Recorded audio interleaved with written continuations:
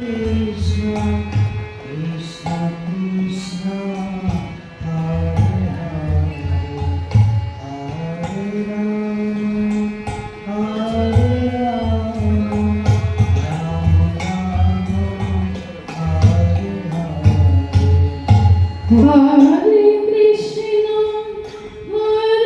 Krishna, Krishna Krishna, Rama Rama, Hare Hare. Krishna, Hare Krishna, Krishna Krishna, Hare Hare, Hare Rama, Hare Rama, Rama Rama, Hare Hare.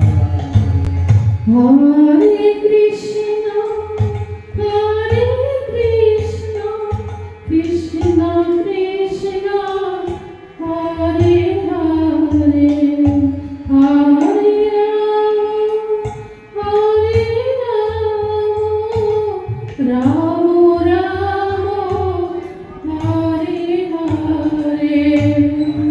গ্রহণ করে বাবার কোলে উঠতে হবে।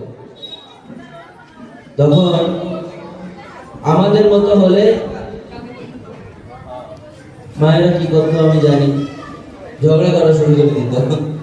কিন্তু সুনীতি এত নির্বুদ্ধি মমতি ছিলেন না, তিনি খুব বুদ্ধিমতী ছিলেন। তিনি বললেন, তোর সব মা ঠিকই বলেছে, তোর বাবার কোলে উঠলে এটাই করতে হবে। একমাত্র এর সমাধান কোথায়? তখন ধ্রুব বলছে, সমাধান কিভাবে হবে? বলছে সমাধান একমাত্র একজনই করতে পারে, তিনি হচ্ছেন ভগবান। ভগবান একমাত্র সমাধান দিতে পারেন, আমার কাছে এর সমাধান নেই। তো ধ্রুব বলছে, ভগবানকে কোথায় পাওয়া যায়? তো মা বলছে, ভগবানকে বনে, জঙ্গলে, পাহাড়ে, পর্বতে মনীষীরা তপস্যা করে প্রাপ্ত হয়।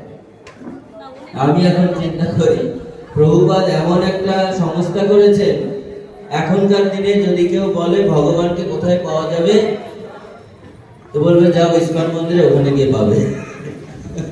ইস্কন মন্দির কোথায় আছে? সব শহরে, বেশিরভাগ শহরে। ঢাকা শহরে ইস্কন মন্দির কই, ওখানকার ওই সীতাকুণ্ডের বনে গিয়ে, পাহাড় পর্বতে গিয়ে তো ইস্কন মন্দির বানাচ্ছে না।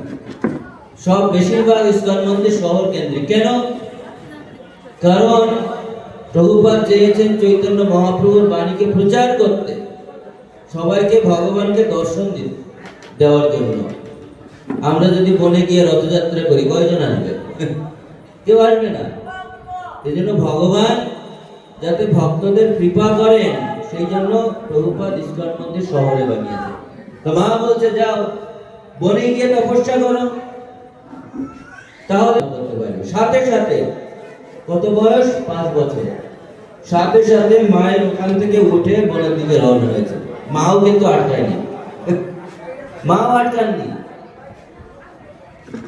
এইরকম মা খুঁজে পাবেন না।